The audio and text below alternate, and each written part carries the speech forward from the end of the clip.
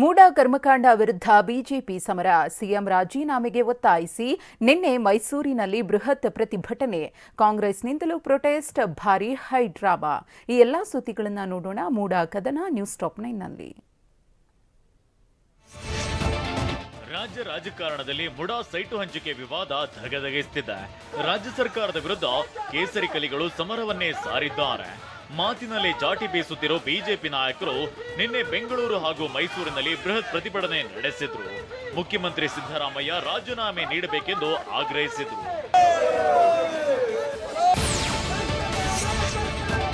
ಮೈಸೂರಿನಲ್ಲಿ ಮಹಾರಾಜ ಕಾಲೇಜು ಮೈದಾನದಿಂದ ಮೆರವಣಿಗೆ ನಡೆಸಿದ ಬಿಜೆಪಿ ಕಾರ್ಯಕರ್ತರು ನಂತರ ಮುಡಾ ಕಚೇರಿಗೆ ಮುತ್ತಿಗೆ ಹಾಕುವುದಕ್ಕೆ ಮುಂದಾಗಿದ್ರು. ಆದ್ರೆ ಇದಕ್ಕೆ ಅವಕಾಶ ನೀಡದ ಪೊಲೀಸರು ಶಾಸಕ ಶ್ರೀವತ್ಸ ಹಾಗೂ ಕಾರ್ಯಕರ್ತರನ್ನ ತಡೆದು ನಿಲ್ಲಿಸಿದ್ರು. ಈ ವೇಳೆ ಕಾರ್ಯಕರ್ತರು ಹಾಗೂ ಪೊಲೀಸರ ನಡುವೆ ದೊಡ್ಡ ಹೈಡ್ರಾಮವೇ ನಡೆಯಿತು.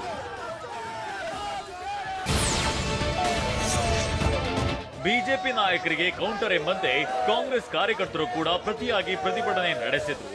ಬಿಜೆಪಿ ಕಾರ್ಯಕರ್ತರಿದ್ದ ಕಡೆ ನುಗ್ಗೋದಕ್ಕೆ ಮುಂದಾಗಿದ್ರು. ಕೈಪಡೆಯನ್ನ ನಿಯಂತ್ರಿಸುವಲ್ಲಿ ಖಾಕಿಯೇ ಸುಸ್ತಾಗಿ ಹೋಯಿತು. ಇನ್ನು ಕಾಂಗ್ರೆಸ್ ಕಾರ್ಯಕರ್ತರನ್ನ ಬಂಧಿಸದ ಪೊಲೀಸರ ವಿರುದ್ಧ ಖುದ್ದು ಕಾಂಗ್ರೆಸ್ ನಾಯಕರೇ ಆಕ್ರೋಶ ಹೊರಹಾಕಿದ್ದಾರೆ. ಮೈಸೂರು ಚಲೋದಲ್ಲಿ ಪಾಲ್ಗೊಳ್ಳಲು ಬೆಂಗಳೂರಿನ ಕೆಂಗೇರಿಯಿಂದ ಬಿಜೆಪಿ ನಾಯಕರು ತೆರಳುತ್ತಿದ್ರು. ಆದ್ರೆ ಪೊಲೀಸರು ಬಿಜೆಪಿ ರಾಜ್ಯಾಧ್ಯಕ್ಷ ವಿಜಯೇಂದ್ರ ಸೇರಿದಂತೆ ಅನೇಕರನ್ನ ರಾಜಧಾನಿಯಲ್ಲಿ ವಶಕ್ಕೆ ಪಡೆದ್ರು. ಹೀಗಾಗಿ ಎಲ್ಲಿ ಕಾರಿನಲ್ಲಿ ಬಂದ್ರೆ ಪೊಲೀಸರು ಲಾಕ್ ಮಾಡ್ತಾರೆ ಅಂತ ಆರ್ ಅಶೋಕ್ ಹಾಗೂ ಅಶ್ವಥ್ ನಾರಾಯಣ್ ತರಕಾರಿ ಒಯ್ಯೋ ಗೂಡ್ಸ್ ವಾಹನದಲ್ಲಿ ಮೈಸೂರಿಗೆ ಬಂದಿದ್ರು. ಅಲ್ಲಿ ಪೊಲೀಸರು ಪ್ರತಿಭಟನಾಕಾರರನ್ನ ಮೈಸೂರಿನಲ್ಲಿ ವಶಕ್ಕೆ ಪಡೆದು ಬಸ್ ಹತ್ತಿಸಿದ್ರು.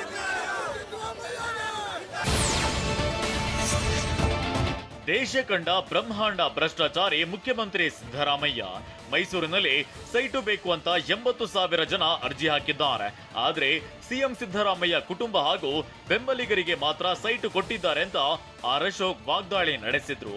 ಮುಡಾ ಹಗರಣದಲ್ಲಿ ಸಿದ್ದರಾಮಯ್ಯ ಅವರ ನೇರ ಪಾತ್ರವಿದೆ. ಬದಲಿ ನಿವೇಶನ ಪಡೆದು ಬೋಗಸ್ ಮಾಡಿದ್ದಾರೆ. ಪ್ರಭಾವ ಬಳಸಿ ಸೈಟು ಪಡೆದಿದ್ದಾರೆ. ಕೂಡಲೇ ಅವರು ತಮ್ಮ ಸ್ಥಾನಕ್ಕೆ ರಾಜೀನಾಮೆ ಸಲ್ಲಿಸಬೇಕು ಅಂತ ಆಗ್ರಹಿಸಿದ್ದಾರೆ.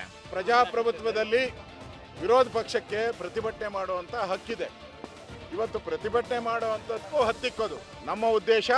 ಸಾರ್ವಜನಿಕರಿಗೆ ಆಗ್ತಾ ಇರೋ ಅನ್ಯಾಯ, ಕೋಟ್ಯಾಂತರ ರೂಪಾಯಿ ಒಂದು ಅವ್ಯವಹಾರ ಏನಿದೆ, ಇದು ಬಯಲಿಗೆ ಬರಬೇಕು. ಇದರ ಮುಖಾಂತರ ರಾಜ್ಯ ಸರ್ಕಾರ, ಮುಖ್ಯಮಂತ್ರಿಗಳು ರಾಜೀನಾಮೆ ಕೊಡಬೇಕು. ಇದರಲ್ಲಿ ನೇರವಾಗಿ ಮುಖ್ಯಮಂತ್ರಿಗಳು ಪಾತ್ರ ಇದ್ದಾರೆ. ಅವರು ಡೆಪ್ಟಿ ಸಿಎಂ ಆಗಿದ್ದಾಗಿಂದ ಹಿಡಿದು ಮುಡಾ ಹಗರಣ ಆಚೆ ಬಂದ್ರೆ ಸಿದ್ದರಾಮಯ್ಯ ಕುರ್ಚಿಗೆ ಕಂಟಕವಾಗ್ತದೆ. ಹೀಗಾಗಿ ನಮ್ಮ ಪ್ರತಿಭಟನೆಯನ್ನ ಪೊಲೀಸರ ಮೂಲಕ ಹತ್ತಿಕ್ಕಿದ್ದಾರೆ. ಆದ್ರೆ ಇದನ್ನ ತಾರ್ಕಿಕ ಹಂತಕ್ಕೆ ಕೊಂಡೊಯ್ಯುವವರೆಗೂ ನಾವು ಬಿಡುವುದಿಲ್ಲ ಅಂತ ಬಿಜೆಪಿ ರಾಜ್ಯಾಧ್ಯಕ್ಷ ವಿಜಯೇಂದ್ರ ಎಚ್ಚರಿಸಿದ್ದಾರೆ. ಅಲ್ಲದೆ ಯಾವುದೇ ಕ್ಷಣದಲ್ಲಿಯೂ ಸರ್ಕಾರ ಬೀಳಬಹುದು ಅಂತ ಬಾಂಬ್ ಸಿಡಿಸಿದ್ದಾರೆ. ನೋಡಿ, ಏನಿವತ್ತು ದಬ್ಬಾಳಿಕೆ ಮಾಡ್ತಾ ಇದ್ದಾರೆ ಕಾಂಗ್ರೆಸ್ ಸರ್ಕಾರ, ಸಿದ್ದರಾಮಯ್ಯ ಸರ್ಕಾರ. ನಮ್ಮ ಹೋರಾಟವನ್ನ ತಡಿತಕ್ಕಂತ ಶಕ್ತಿ ಇವತ್ತು ಕಾಂಗ್ರೆಸ್ ಸರ್ಕಾರಕ್ಕೆ ಇಲ್ಲ. ಮುಂದಿನ ದಿನಗಳಲ್ಲಿ ರಾಜ್ಯದ ಮೂಲೆ ಮೂಲೆಗಳಿಂದ ನಮ್ಮ ಕಾಂಗ್ರೆಸ್ ಬಿಜೆಪಿ ಕಾರ್ಯಕರ್ತರು ಬರ್ತಾರೆ. ಮೈಸೂರು ಮುತ್ತಿಗೆನೂ ಹಾಕ್ತಾರೆ, ಬೆಂಗಳೂರು ಮುತ್ತಿಗೆನೂ ಹಾಕ್ತಾರೆ. ಬಿಜೆಪಿ ನಾಯಕರ ಪ್ರತಿಭಟನೆಗೆ ಡಿಸಿಎಂ ಡಿಕೆ ಶಿವಕುಮಾರ್ ತಿರುಗೇಟು ನೀಡಿದ್ದಾರೆ. ವಿಧಾನಸಭೆಯಲ್ಲಿ ಇವರಿಗೆಲ್ಲ ಉತ್ತರ ಕೊಡ್ತೇವೆ ಅಂತ ಪ್ರತ್ಯುತ್ತರ ನೀಡಿದ್ದಾರೆ. ಮತ್ತೊಂದ್ ಕಡೆ ಸಚಿವ ಪ್ರಿಯಾಂಕ್ ಖರ್ಗೆ ಕೂಡ ಕೇಸರಿ ನಾಯಕರ ವಿರುದ್ಧ ಹರಿಹಾಯ್ದಿದ್ದಾರೆ. ಅಸೆಂಬ್ಲಿ ಬರ್ತಾ ಇದೆ, ಅದಕ್ಕೆ ಮಾಡ್ತಾ ಇದ್ದಾರೆ ಅಷ್ಟೇ. ಎಲ್ಲ ಅವ್ರು ಮಾಡಿದಂತ ಎಲ್ಲ ಏನ್ ದರಿದ್ರ ಮಾಡಬೇಕು ಎಲ್ಲ ಕಂಪ್ಲೀಟ್ ಅವ್ರು ಮಾಡಿದ್ದಾರೆ. ಅವ್ರು ಮಾಡಿರೋದನ್ನ ಅವರೇ ಎಕ್ಸ್ಪೋಸ್ ಮಾಡ್ತಾ ಇದ್ದಾರೆ. ನಾವು ಅಸೆಂಬ್ಲಿಯಲ್ಲಿ ಅದಕ್ಕೆ ಏನು ಉತ್ತರ ಕೊಡಬೇಕು ಕೊಡ್ತೀವಿ. ಈಗ ನೀವು ಮೂಡ ಹಗರಣ ನಡೆದಿದೆ ಅಂತ ಹೇಳ್ತಾ ಇದ್ದೀರಾ. ಯಾರ ಕಾಲದಲ್ಲಿ ಆಗಿದ್ದು, ಯಾರ ಕಾಲದಲ್ಲಿ ಅಲಾಟ್ಮೆಂಟ್ ಆಗಿದ್ದು, ಯಾವ ಇಸ್ವಿನಲ್ಲಿ ಆಗಿದ್ದು, ಯಾರು ಮಾಡಿದ್ದು ಎಲ್ಲನೂ ಕ್ರೊನಾಲಜಿಕಲಿ ಇದೆ ಅಲ್ವಾ? ಅವ್ರಿಗೆ ಯಾಕೆ ಪ್ರಶ್ನೆ ಮಾಡ್ತಾ ಇಲ್ಲ?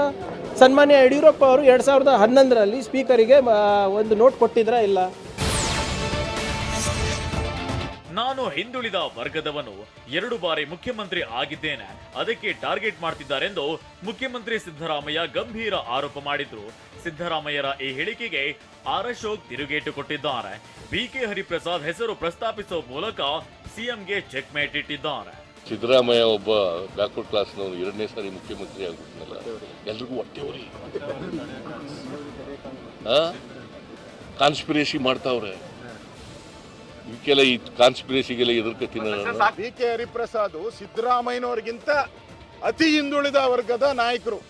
ರಾಷ್ಟ್ರೀಯ ಕಾಂಗ್ರೆಸ್ಸಿನ ರಾಷ್ಟ್ರೀಯ ಆಲ್ ಇಂಡಿಯಾ ಜನರಲ್ ಸೆಕ್ರೆಟರಿ, ಈಗ ಪ್ರೆಸೆಂಟ್ MLC ಅವ್ರೇನು ಹೇಳಿದ್ದಾರೆ, ರೀ ನೀವು BJP ಅವ್ರು ಬಿಟ್ಟರು ನಾನು ಬಿಡಲ್ಲ, 2 ಮಹಾನ್ ವ್ಯಕ್ತಿಗಳು ಇದರಲ್ಲಿ ಭಾಗಿಯಾಗಿದ್ದಾರೆ, ನಾನು ಬೀದಿಗಿಳಿದು ಹೋರಾಟ ಮಾಡ್ತೀನಿ ಅಂತ ಅವ್ರ ಪಾರ್ಟಿಯವರು.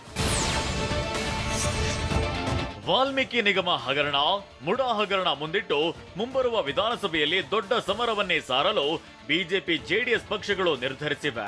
ಈ ಅಕ್ರಮದ ವಿರುದ್ಧ ಹೋರಾಟವನ್ನ ತಾರ್ಕಿಕ ಅಂತ್ಯದವರೆಗೂ ಮುಂದುವರಿಸಲು ಉಭಯ ಪಕ್ಷಗಳು ತೀರ್ಮಾನಿಸಿವೆ. ಅಷ್ಟೇ ಅಲ್ಲದೆ ಸದನದಲ್ಲಿ ಆರಂಭದಲ್ಲಿ ಪ್ರತಿಭಟನೆ ಮಾಡುವುದು ಬೇಡ, ವಿಪಕ್ಷವಾಗಿ ಪ್ರಸ್ತಾಪಿಸಬೇಕಿರುವ ಎಲ್ಲಾ ವಿಷಯ ಪ್ರಸ್ತಾಪಿಸಿ ನಂತರ ಪ್ರತಿಭಟನೆ ಮಾಡುವಂತೆ ಪ್ರಹ್ಲಾದ್ ಜೋಶಿ ಸಲಹೆ ನೀಡಿದ್ದಾರೆ.